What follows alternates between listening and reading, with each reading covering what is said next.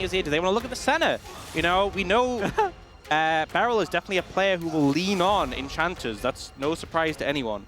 Absolutely. I think Beryl's probably happy to play most things as Nasus and Azir. Both of them taken away from Faker here. That is going to be their primary focus, is making sure Faker is as uncomfortable as possible in that mid lane.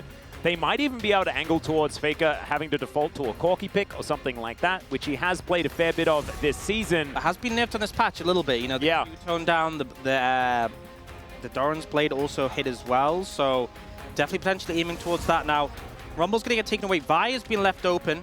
That is definitely a standout that could be prioritized here by KT if they wanted.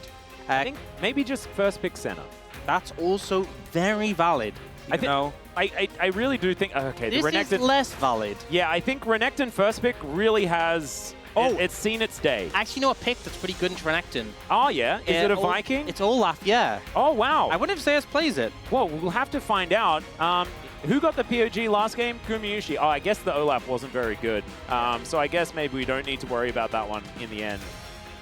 What do you think? That might be the way. I don't know whether they're going to be locking it right here, but I think this is exactly what you should be doing. And KT overlooking the center situation, I think, is possibly going to come back and bite them here in game number 2, unless they show us some way of dealing with it. Unless Owner is going to pick something else, he is just going to hover a few things. There's already a jungler locked away. I will say there is a Vi available for KT in this situation if they want to pair up the Renekton and the Vi and play some more aggressive dive. One of the weaknesses of Senna is that she is still squishy and you can kill her. But if she doesn't die, the value in this fight we just saw is massive. Renekton Nidalee. No, I don't rate it. I don't rate it in this situation. Lilia can keep up with the clear speed. Your poke is irrelevant into center. They're kind of just going for the Sejuani Renekton again. And I'm going to be honest, out of what KT brought in the last draft, this was the least inspiring components. Yeah. Sejuani. Not necessarily in the draft phase, but with how the game played out, they felt kind of non-factors. So I don't know whether that was the part that you'd want to run back. Yeah, I mean, maybe they think, you know, we just take Faker off Azir and we're fine, but I don't think Faker's Azir, you know, was a good stable pick for him, but it didn't really offer that much in terms of how the game played out. So, a bit interesting, KT's approach to this one. They have just gone for the same top side as before. Now, T1, a lot of picks that you could prioritize here. The Neela, the Olaf might get banned if they go away here, but they're looking at the Yasuo, and this is technically a flex. Very cool. This could be, we've seen T1 play Senna Yasuo bot lane, but also Yasuo into Smolder. We've seen a lot of Yasuo into Corki. Yep. So the potential to bring something out there. I will say, a Neela ban, you saw Guma do a lot of work with the Neela engages. You don't want to pair that with a Yasuo in this one, so I certainly think that'll be taken away. And perhaps for KT, it's just Neela, Olaf as the bans. I think you almost have to. And I think if they don't respect it, it's going to be a massive problem, because you talk about the flexibility. We know that Gumayushi already plays this. We've seen it before. Ornn going to be banned for some reason. Not entirely sure why. But Faker won EWC playing Yasuo. So I think that that is still something that we can consider in his wheelhouse, as please at least ban the Neela. Or the maybe the Olaf. Maybe the Olaf is one of them. One of them. There it is. The okay. Olaf is gone. Okay. I think particularly with the Renekton Sejuani, you know, it's a good lane into Renekton. We saw Zeus do well in it, but also the Sejuani. Oh, four-letter O name. Maybe Ornn was a misclick. Oh, could be it. And obviously, Senna Ornn is a really popular combo with the old Senna, but with the changes to Senna, I really think that, you know, Senna plus tank, like, you're not the same carry Senna. It's not as valuable in that situation. Whoa. That's an Aatrox. That is even more healing. This is the favorite spring pick for Zeus. He was just consistently picking up this Aatrox in a lot of situations and really getting a ton of value out of it. Not seeing it as much recently. It is more towards the Bruiser Aatrox than the Lethality Aatrox, so more durability in fights. Are KT just running it back? I kind of want KT just to play Ziggs. I really... Oh, okay. Cool, thanks. You wish... You wish for it, and they'll just deliver immediately. I will say, I think the MF Seraphine, horrible into the Yasuo. And this is something I've been looking for, by the way, since I saw the Senna changes. Would be something like a Wukong. They're going to go for the Lee Sin instead. Whoa. But I think pairing the Senna with Bruisers, really powerful, you know? Oh, wait. Hang on. Where are things going? Because I remember when a certain bottom lane played Senna Lee Sin. I think it's and Senna it Lee was bot. sick. I think it's going to be Senna Lee bot, Lilia jungle, Aatrox top. I mean, Lilia has to be in the jungle, right? Aatrox probably has to be top lane. This is likely where it's going to be. That's what I think. And I think Parent, because the thing is, you're not the same damage center, but if you have a bruiser like Lee who has threat, in those early skirmishes, the healing just means he's so hard to deal with, he's got so much fighting power. And the thing is, Ziggs smolder phenomenal amounts of damage late game. But you're a lot of burst-based sort of poke. You know, Smolder Qs, there's a lot of damage, has to kind of wait for his next cooldown. The ult, the same with Ziggs. You can kind of sustain through that. The wind wall's going to have tons of value. And I feel like we've seen this, you know, back in the days of like Sona Taric. The champions that really synced with those were these bruisers who, you know, you amp them up like the Olaf in the last game, and they become really powerful, really hard to deal with. And that's what T1 is leaning into. They have a triple bruiser composition in this situation. And then they have the Yasuo, who's a fighter, right? You know, Lydia's even an AP bruiser, so just so much dive with the Senna on top, icing on the cake. Yeah, it's kind of a crazy draft, but you can see exactly how it works. A lot of ways to set up the Yasuo as well, which aren't necessarily usual. Let's jump into the Rift for game number 2.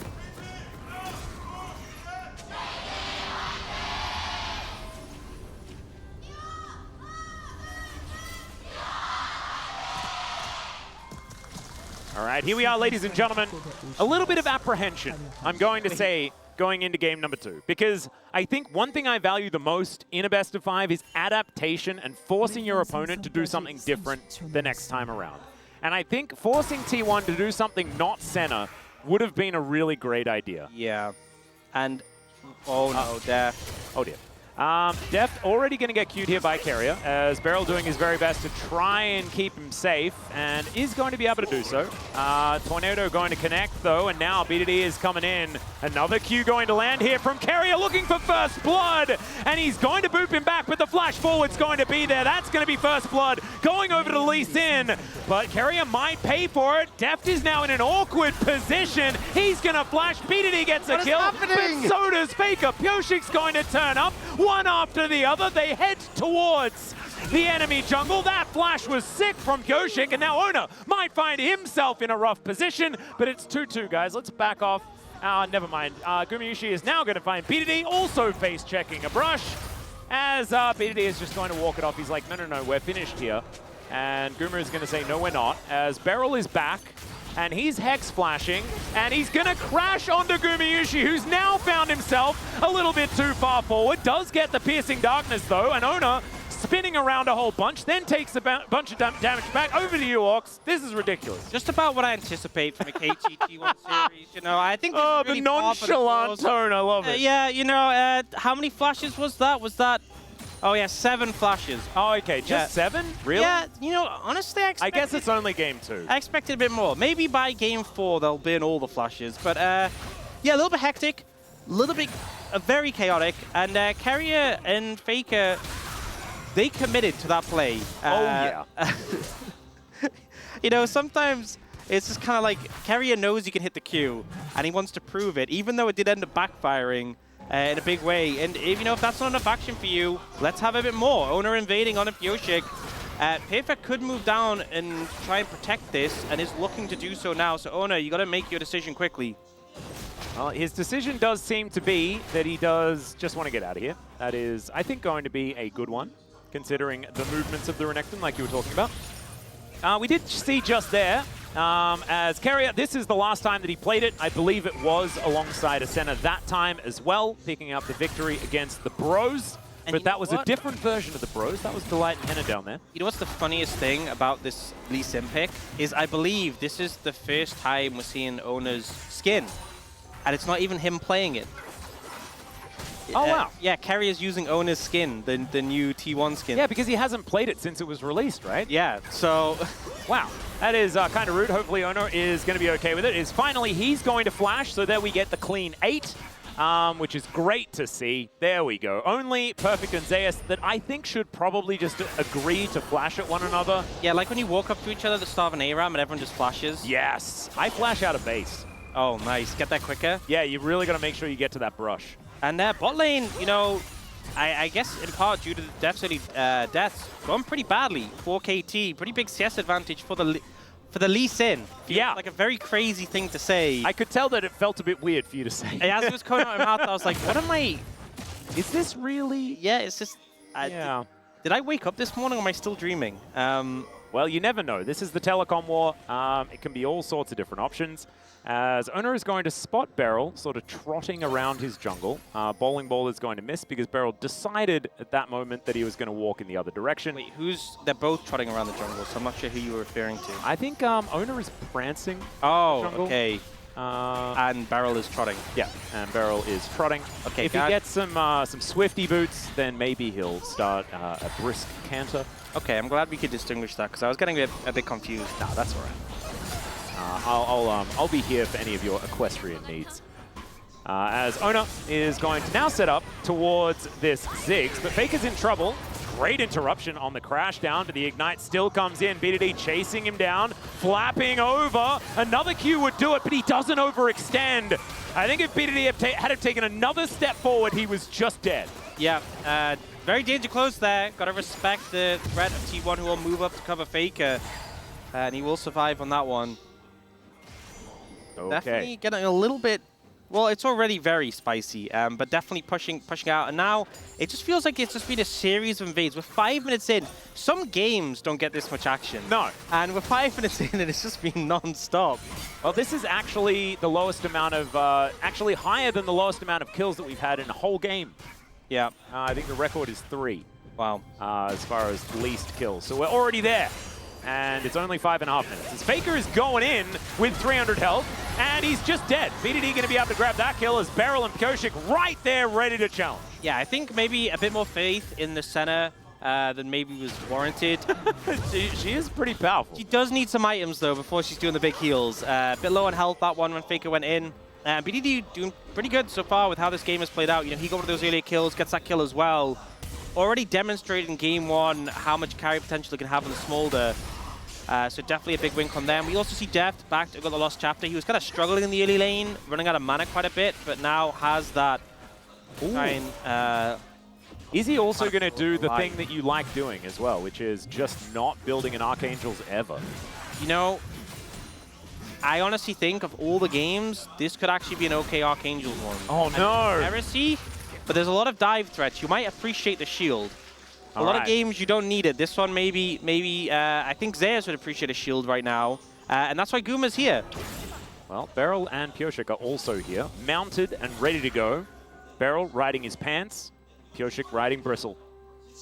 By the way, I find it so interesting that, like, you know, so many teams will have a preferred person for certain champs and something in the bot lane duos when you have, like, things like Senna where it goes to each. But I find it so cool that, like, Carrier plays the Senna game 1 when Guma's on the Neela, and now it's the other way around. There's a last breath as the wind wall does come down. BDD presses flap, though, and he's just going to flap his way out. Yeah, really hard to pressure. If you don't have immediate follow-up from the Yasuo ult, there's not too much you can do to this Smolder. You can kind of just flap away.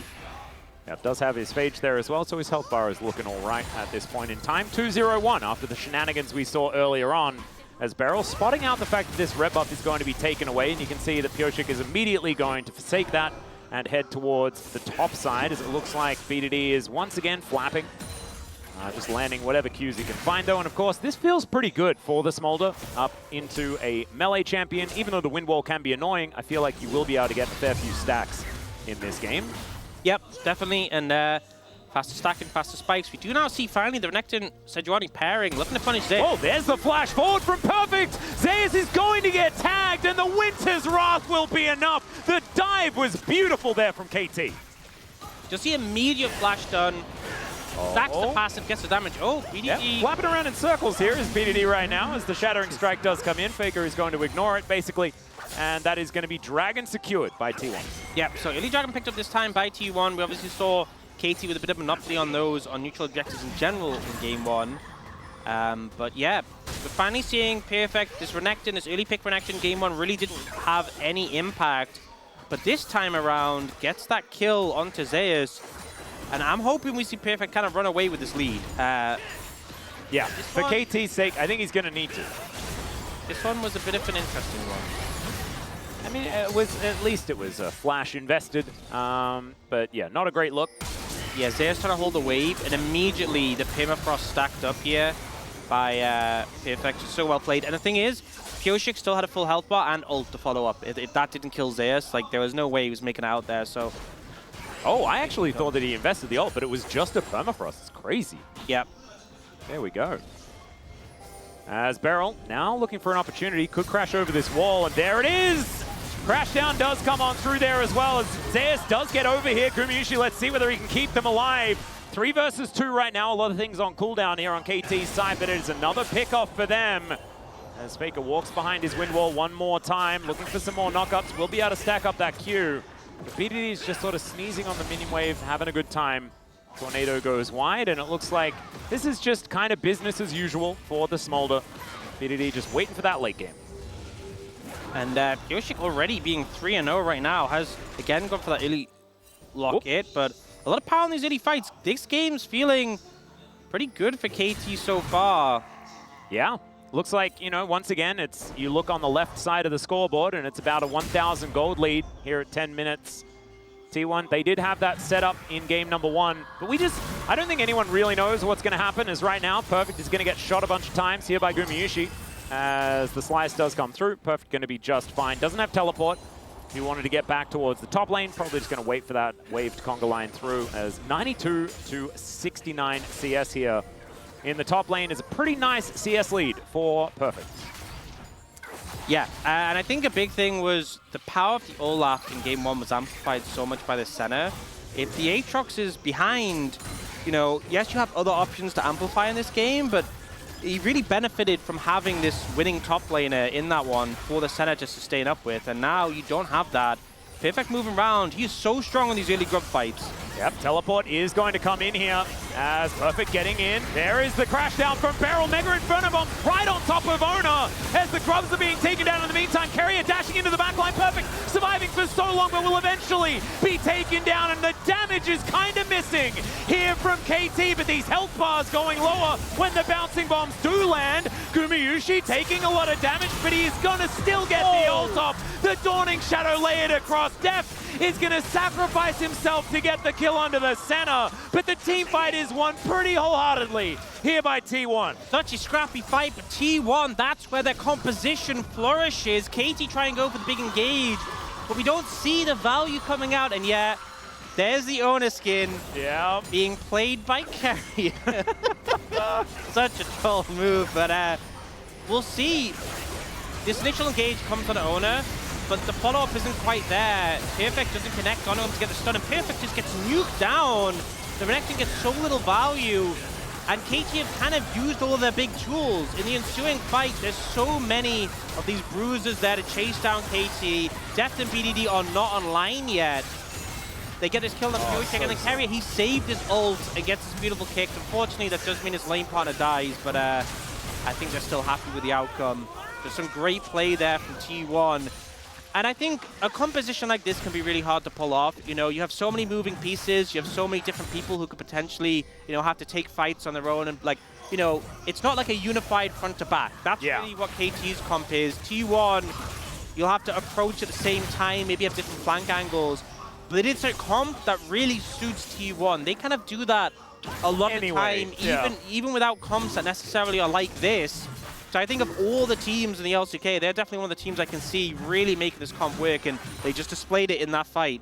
Yep, they've done it before as well. I mean, we brought it up. I mean, Carrier and Gumayusi have played this lane in the past, and I think we've asked for it quite a few times as well. I remember sitting there and I'm like, oh, this could be another Lee Sin drop, just because last time it looked really good for these two. So it's something that they have practiced, even if it did only recently, only come out like a few years ago.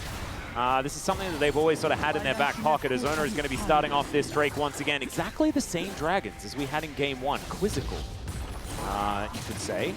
Wow. See whether it's another Hextech Soul. I imagine this one's going to be a Chemtech just to give us some of that balance. But if it's a Chemtech Soul and there's a center on the Rift, do not let that be a thing, as it's going to be an Ocean, and that sounds like it's even worse. Yeah, I don't think we had enough healing. Yeah.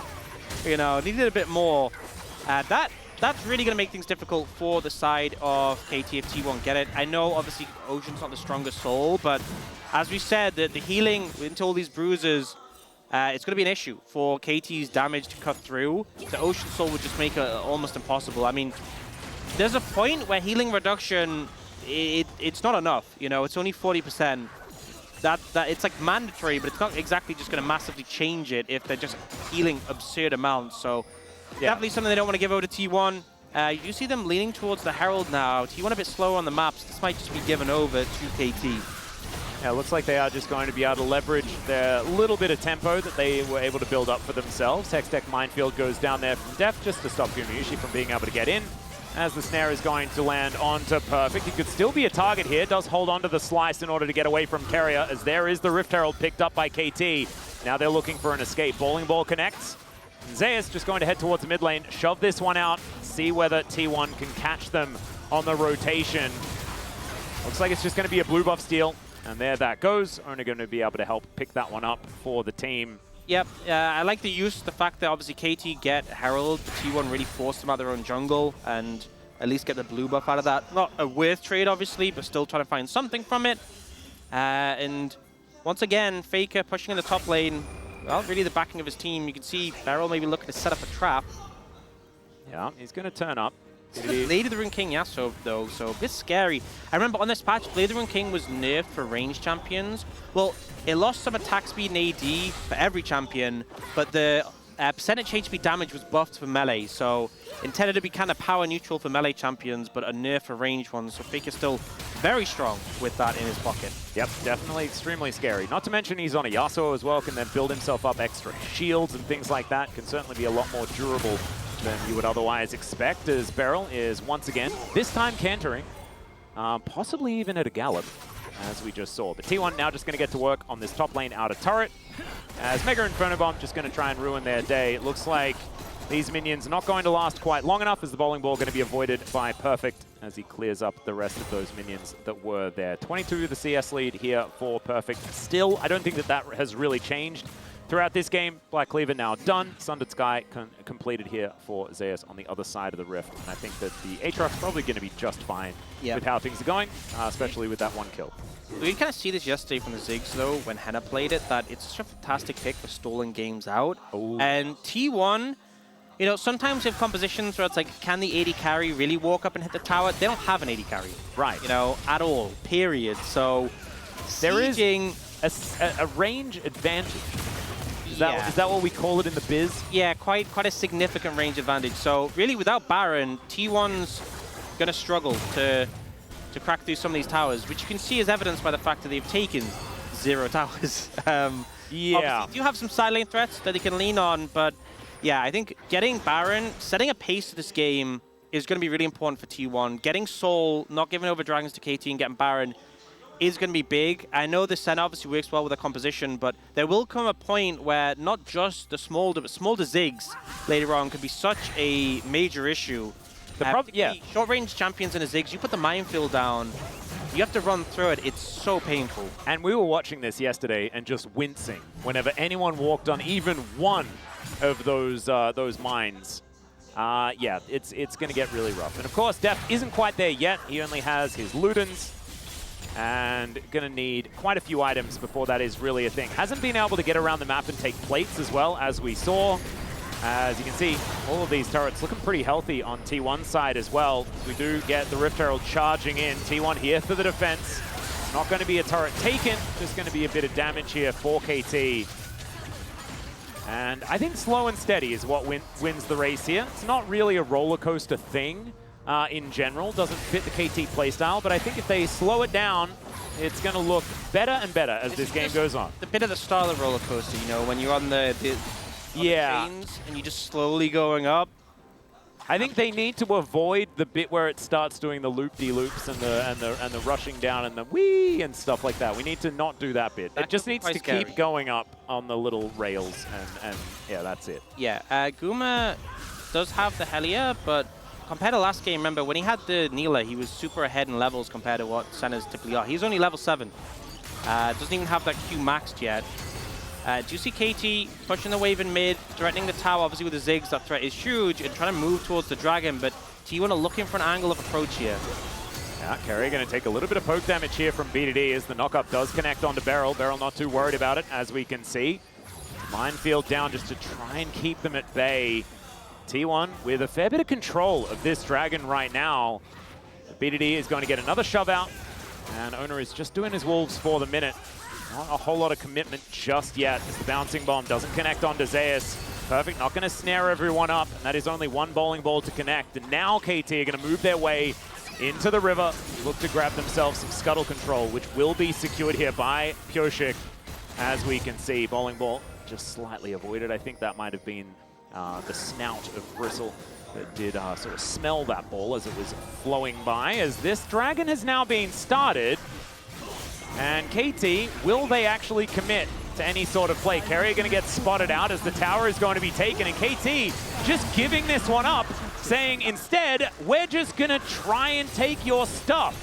And with a Ziggs, it kind of makes some sense. Satchel can go down, doesn't even need it, and KT get 2 turrets in trade for a single Ocean Drake. And they might even wait two turrets, I said.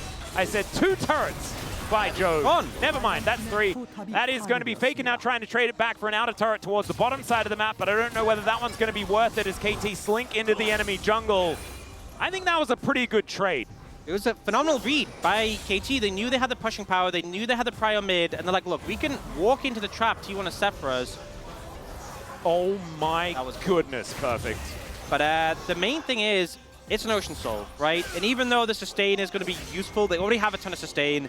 It's not Hextech Soul, completely different ballpark. And so as a result, KT are like, you know, so what if we give them an extra Dragon? They don't have the Soul yet. And the end result is they get so much structural impact. And you look at the fact that every tower mid lane is down on T1 side, and there's not a single tower down on KT side. You're getting to the point where the Smolder wave clear is insane. You have a Ziggs as well. I'm really struggling to see when T1 will ever take this mid-tier 1. And until they can break that mid-tier 1, finding these flank angles, forcing KT to overcommit is going to be really hard. The mid-tier 1 is a great safe haven. Yeah. And if Ziggs and Smolder can just sit under it and wave clear, T1's comp is going to really struggle to push the pace of this game. And if they don't push the pace of this game, they are not going to have a good time. Yeah, because ever getting to these turrets is going to be impossible. And like you say, yeah, I'm looking at the map and I'm thinking the range of Mega Inferno Bomb kind of covers inner turret, top, and bot if you're standing and defending the mid-outer turret. And so you just sort of chill and you keep your entire map alive and make a whole bunch of money, and then eventually T1 cannot actually do anything unless they fully commit to a fight immediately to stop just getting queued by BDD over and over again with no recourse. And also, you know, the Senna is a squishy champion. We talk about the value of it, but if Beryl gets on top of Guma and there's ults to follow up, that Senna is not going to last very long. Now, we have seen KT kind of move up towards top side, but fortunately Carrier won't get any damage on this turret. Yep. And like we said before, they do have to commit very heavily in order to do so. And maybe we're getting a little bit of a glimpse into why T1 were very happy to scuffle extraordinarily hard in the early game, because if they were able to start that ball rolling extremely early, then this could have looked like a blowout once again. Like, you know, Harlem Globetrotters style, you know, Carrier doing all of those sweet moves, landing more of those kicks like we saw in the first team fight. But if the game is ever stabilized, like we're seeing KT attempt to do now, yeah, the inroads are just not looking too good, as now Carrier might be in trouble. Oh my goodness, and she does so much damage? What the heck? As, all right, Beryl is going to be pulled back there by the Infernal Chains. Mom goes down, doesn't do a massive amount. Yeah, this Carrier will be able to heal himself back up again, as Mega Inferno Bomb almost just straight up kills Gumayusi. This is one of the problems with being a level 8 Senna in a game where, you know, BDD and Depth's level 13. They do a lot of damage. Yeah. And you don't have much health. And as a result, Guma just nearly gets completely destroyed. BDD already has the 225 stacks for the burn. You know, it's only 1,000 gold lead for KT, but it's starting to feel really scary. T1 are going to have to get creative.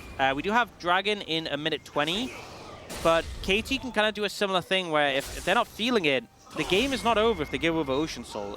You know, I think if they gave over a stronger Soul, you might really feel bad about it, but I think they can survive. I will say someone on KT does need to pick up Grievous Wounds. Right now, Perfect has it, but ideally, BDD and Deft are so good at applying it in AoE.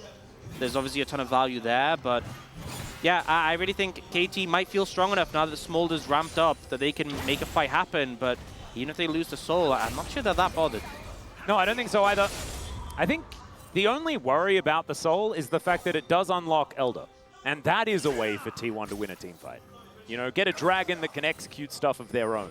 Of course, KT just have one of those, but yeah, that's neat. Yeah, T1 being able to collect one, I think, could accelerate this game as well, because this is like, I feel like KT win on almost any defensive scenario where T1 are actually trying to overforce under a turret or something like that to try and brute force and get control.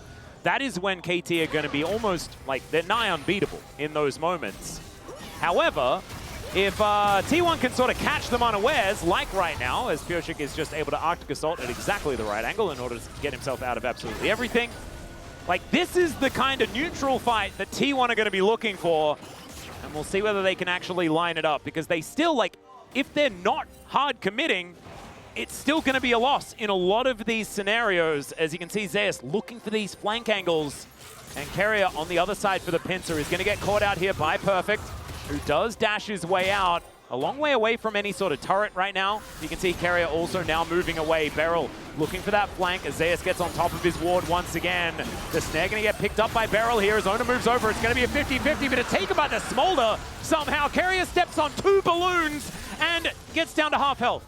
Yep, and KT's super happy with that. They denied the Soul, and they just bought more time. You know, the concern about the Elder, the flip that it could end up meaning a game lose even with a Smolder on your team.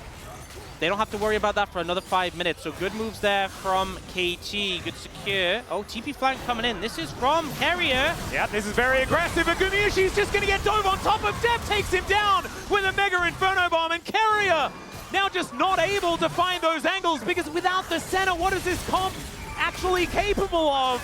As now it's Perfect teleporting in. Zeus going to get thrown around like a ragdoll. These executes starting to fly in as he looks to be a hero, but he's burnt to death by BDD. The kick, it's going to connect, and Carrier takes down his ex-teammate, but at what cost? As Faker is at full health, he puts up the wind wall, but 1 versus 4, I just don't think it's going to be enough. The last breath comes down, but it is exactly that. He'll take Pioshik with him, but KT win the fight. And it just felt like T1, you know, they keep bringing in more members, more sacrifices to the Blood God, and they just lose their whole team. This is one of the concerns with this low-level center, is how squishy you are. I mean, it doesn't even feel like they... I mean, yes, Barrel jumped on him and they ulted, but he lost so much health just from the WQ for BDD, and then the flank angles attempted. But first off, we get Zeus. Okay, Zeus is now in a 1v4 situation. Okay, Zeus is dead. Who's up next? Okay, Carrier's turn. Carrier and Ona on a 2v5 situation. Okay, now Faker's like, cool. Me and Ona in a 2v4 situation. It's always stacked against T1 for the entire fight. And even though there's some little expressions of skill where they take out members of KT, it's just a numbers game. BDD just keeps pressing Q the whole fight long, and now he is monstrously fed. Yeah, this is the problem, is the fact that BDD got basically all of those kills. And now he's a 5-0 for 3-item Smolder, and Deft has still done the most damage in the game, because of course, it's just Ziggs things. It's what we saw yesterday. I mean, Henna had probably one of his worst days of the year, guys, but his Ziggs game was amazing. I've been saying it for like 2 years, man. Yeah, I know. Ziggs just does the boom boom damage. And you'll say it to anyone who's willing to listen as well. I've been in those bus rides before, as okay, our last breath does connect onto Perfect. He takes a third of his health and slices away.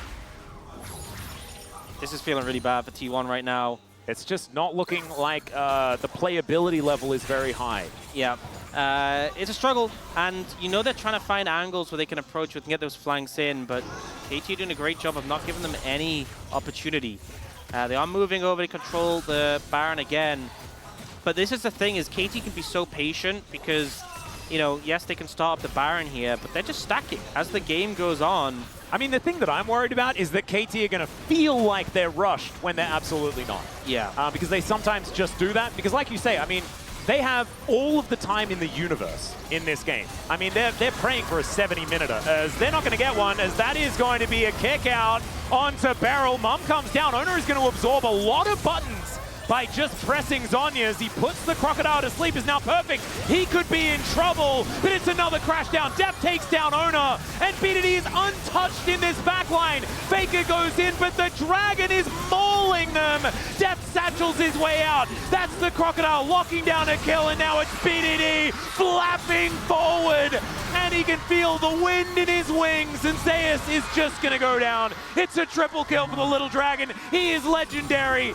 And I don't even think he needs his mom anymore. He's just untouchable. You know, it felt like the whole fight, BDD was the only person on KT who's never really threatened. He finally sees a window to go in, and he decimates T1. He is more than online at this point. He is taking over the game, and now they might end, actually. It's a Ziggs. Yeah, Owner is up in 4 seconds' time, but like you were saying, there are satchels aplenty here for this Ziggs, as Deft has already gone to work on that first turret. The Nexus is all but dead as it is exposed. The Mega Inferno Bomb just for good measure, and KT even out the series. And you know, T1 perhaps took too much. Their composition, you can understand the thought process behind it, but the execution, they weren't able to find the angles, and KT just bunkered down and let BDD do his thing. Yeah, and so did T1. I mean, I feel like part of their way of dealing with the Smolder was to try and ignore it and pretend it didn't exist. And unfortunately, it did exist. It existed a little bit too much, especially in that last fight. Oh yeah, did so much damage there. And I think once you get past the stack points, it really changes the game completely. I think there were some things that went wrong. Obviously, the momentum of the game didn't continue, but also like the Aatrox fell behind in lane. And I think a big difference between the previous one is obviously MF was very ult-based in the previous game, but Ziggs just keeps dishing out damage all fight long. He softens them up a bit, and then it's down to that small press Q and just finish off. And the way BDD played it as well, because you saw it in that last fight, I was half expecting BDD just to go in, right? But he was staying on the flanks, waiting for the individual buttons. And as soon as, I think it was Faker's last breath, was the final one to come on through. And then BDD's flapping forward, killing everyone, and finishing off the fight from there. So KT being able to fight back here in this series, bringing it to just a best of 3 from here on out. Remember, this is to stay in playoffs. This is single elimination for all of the marbles heading into the rest of it. And right now, we've got an even series. Time to go to a break, then we have the space, then game number 3. We'll see you there.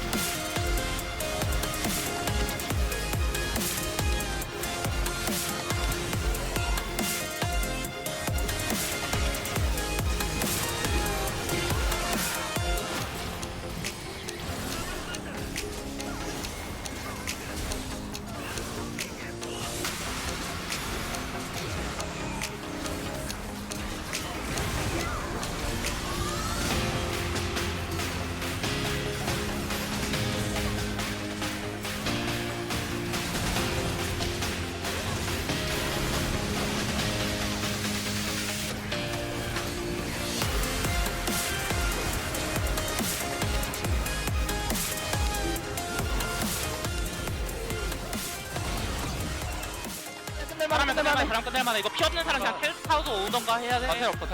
입술로 할만할 듯? 얘네 다 높으니까 그냥 끝낼만해. 릴리아 그 입구 잘 막아줘. 내가 라인 칠게 같은 걸로. 내가 줄게. 나 세력 빨라. 끝낼만하지? 얘네 릴리아 노플해. 릴리아 노플 노공일 노플 노공. 아니 위에 거야 형 위에 거. 끝나도 없어. 끝나.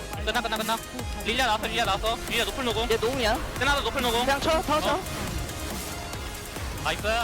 나이스. Okay,